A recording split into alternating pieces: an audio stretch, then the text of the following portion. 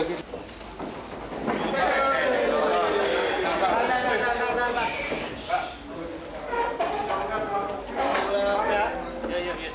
Ditampilkan oleh Baim dan Paula itu bukan sebuah reaksi yang sangat eksplosif ya.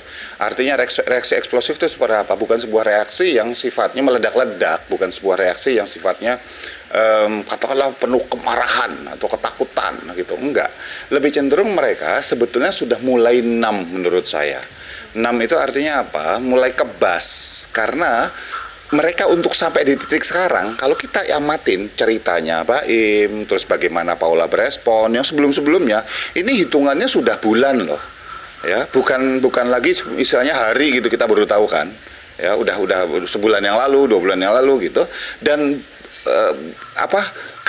yang pasti masalahnya sudah pasti cukup lama. Sehingga mereka sudah cukup lama berproses sampai pada hari ini, sehingga mereka kalau baru marah kemarin itu baru ketahuan misalnya salah satu misalnya selingkuh gitu ya, wah masih murka. Tapi kalau sudah 1 tahun gitu, sudah 2 tahun misalnya, ini kan udah jadi suka-suka lo lah, istilahnya gitu loh. Assalamualaikum warahmatullahi wabarakatuh. Terima kasih teman-teman media udah datang, udah sabar untuk saya. Saya di kesempatan kali ini cuma mohon doanya semoga semua berjalan lancar dan semua berjalan yang terbaik. Untuk urusan gugatan saya serahkan langsung ke kuasa hukum saya. Jadi buat saya kata-kata dingin atau apa namanya kikuk itu tidak mencerminkan bagaimana mereka berespon satu sama lain di pengadilan. Kata-kata lebih tepat buat mereka adalah sudah apa namanya ya tadi yang saya katakan sudah kebas, dan satu lagi mereka sudah menampilkan topeng, udah siap dengan topengnya masing-masing. Yang si Paula juga tersenyum sedikit simpul gitu ketika disebutkan majelis hakim harus menunjukkan bukti bahwa kalau ada transfer segala macam kayak gitu.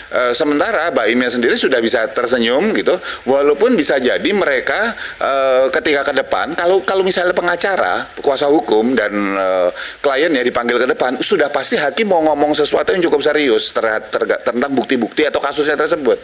Tapi dalam kondisi itu Baim masih bisa tersenyum pada Paula.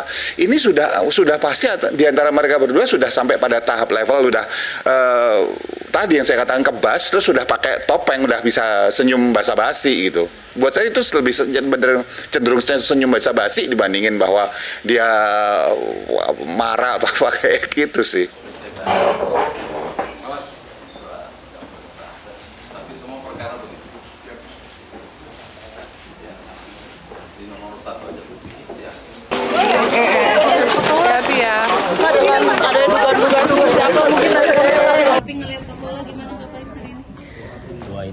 Ketika mereka tidak bertegur sapa, misalnya dalam proses itu dari awal, misalnya dalam proses awal sampai akhirnya mereka misalnya tidak bertegur sapa, gitu, dan katakanlah itu benar bahwa mereka benar-benar nggak saling sapa, nggak saling ngomong, nggak saling bahkan hai gitu, enggak gitu, bisa jadi justru membenarkan baru kata-kata yang barusan saya sebutkan tadi bahwa mereka sudah sudah kebas ketika mereka senyum, udah senyum basa-basi.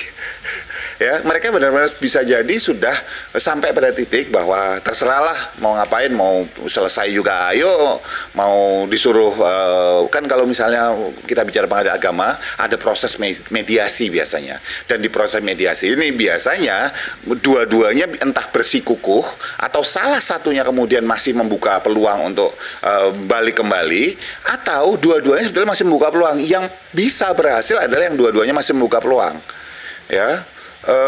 Sekarang hakim tidak lagi mengambil sebuah tindakan proaktif biasanya untuk nyuruh mereka ayo kalau bisa segala macam, tetap ngomong tapi nggak ndedes gitu loh, nggak ndorong lebih gitu. Kalau zaman dulu gitu sangat disarankan, sekarang sudah ya udah orangnya gimana gitu. Nah, di dalam taraf mediasi kalau mereka benar-benar mereka berdua sudah memutuskan untuk tidak, ya artinya mereka berdua memang udah sama sekali tadi yang saya katakan udah kebas aja, gua nggak mau lah gitu, udah kayak gitu.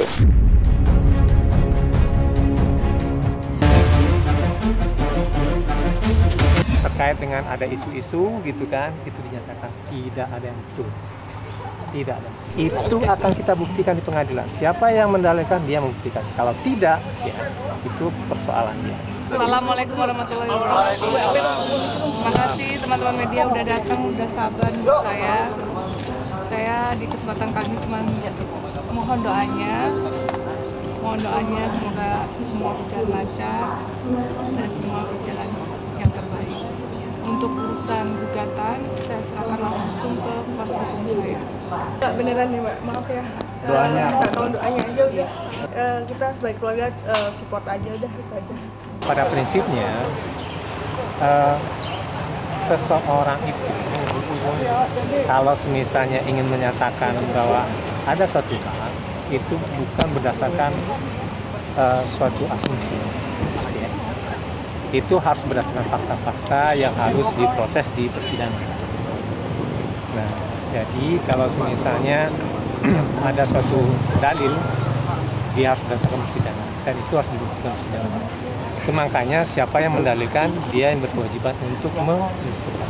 Yang jelas ada problem rumah tangga, sebagaimana yang disampaikan di dalam pada saat di Tiger Wong, ya seperti itu yang sebenarnya. Jadi saya tidak akan membuat statement baru atau keterangan baru. Saya hanya mengutip apa yang dikatakan oleh prinsipal saya, Baim Wong.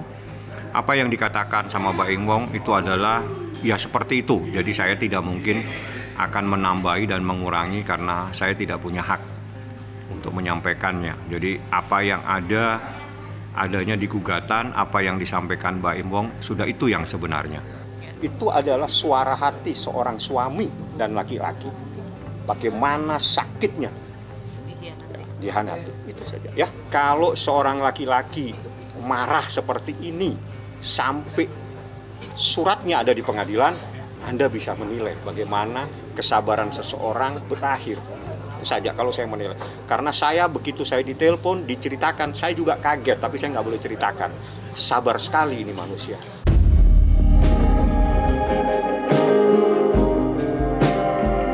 Terlepas dari permasalahan rumah tangganya yang semakin hari semakin melebar kemana-mana, Paula nampak sudah mulai tegar dan siap menapaki hidup seperti sedia kala.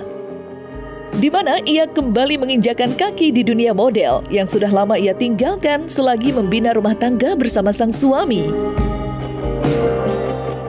Hal itu pun semakin terbukti adanya ketika melihat sikap Paula pasca persidangan kemarin rampung diselenggarakan. Pasalnya, sepulangnya dari persidangan, Paula langsung bekerja sebagai model dan tampil anggun di sebuah peragaan busana. Lantas, benarkah Paula kini sudah mantap untuk menjadi single parent tanpa mengharapkan nafkah dari Baim guna kebahagiaan diri dan kedua buah hatinya?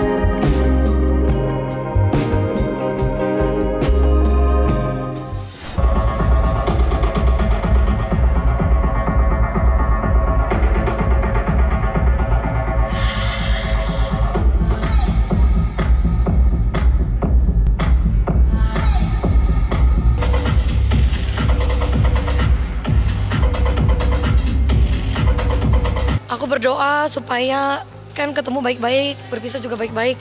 Pokoknya semuanya yang terbaik demi anak-anak aja sih.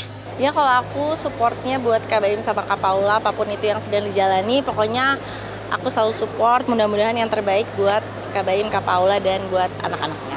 Apalagi kan Kak Baim sahabatnya AA dari lama ya, dari aku kecil udah kenal, sama Kak Paula juga dekat gitu. Baik kok, Kak Baim baik, Kak Paula baik. Di bulan Mei ya, Paula kemudian memberikan kuasa kepada kami untuk membantu menyelesaikan persoalan rumah tangga mereka antara Paula dan Baim yang memang pada waktu itu sudah sampai tahap siap-siap untuk bercerai ya, tapi Paula berharap waktu itu memang supaya ini tidak terjadi, masih bisa diperbaiki hubungannya gitu. Berjalan waktu ya, kami selaku tim kuasa hukum sudah melakukan upaya yang luar biasa ya, melakukan proses komunikasi juga dengan pihak Baim melalui salah satu tim lawyernya. Kita sudah sampaikan ya bahwa kalaupun memang perkawinan ini sudah tidak bisa dipertahankan, baiknya dilakukan suatu proses perceraian yang baik-baik saja.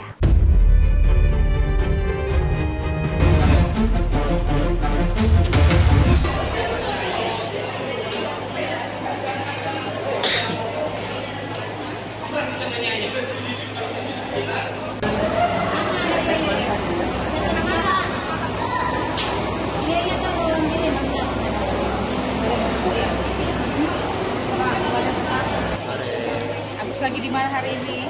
Di rumah sakit. Apa kegiatan Agus? Lagi kontrol. Kontrol ya. Sudah mulai banyak pembela kaum lemah yang ikut membantu dan mengerti persoalan ini gitu. Ini bukan persoalan orang dikasih uang 1,5 miliar terus berobat ke BPJS, bukan itu. Dari awal Novi ini udah tahu kalau Agus ini matanya nggak bisa disembuhkan lagi, tidak bisa.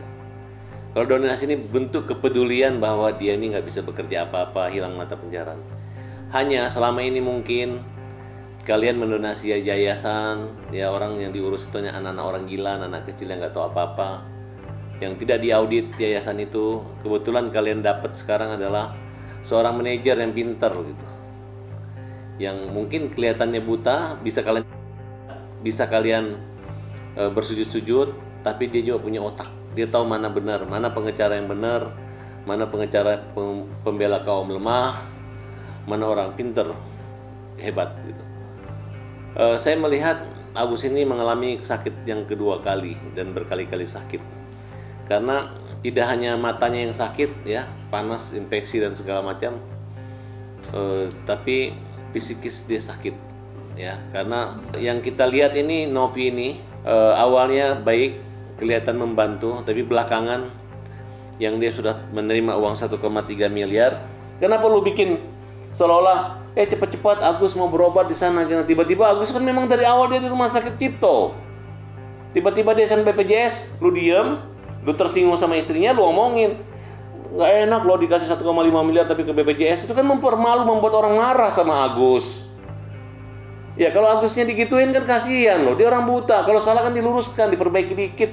Toh uang udah di kamu kok, uang di kamu Novi, uang di kamu 1,3 miliar. Penyelesaian masalah ini supaya kedepannya tidak ada hal-hal seperti ini lagi gitu yang menyiksa diri saya gitu. Saya udah kepengen rasanya bebas dari dunia-dunia viral ini gitu, karena ini sangat merugikan saya secara pribadi juga gitu. Kenapa merugikan saya? Saya tersiksa dengan keadaan seperti ini gitu. Kenapa harus menjadi besar seperti ini? Pertama, saya dirugikan pandangan orang maupun di seluruh ya, terus maupun di kampung saya. Semua itulah saudara-saudara saya. Seakan-akan kita itu yang dikabarkan begitu gitu, tapi kan kenyataannya tidak seperti itu gitu. Saya ingin itu semua tidak yang seperti dibayangkan gitu. Ya saya pasrahkan sama Allah lah, hanya Allah yang tahu lah gimana keadaan saya dan keluarga saya gitu.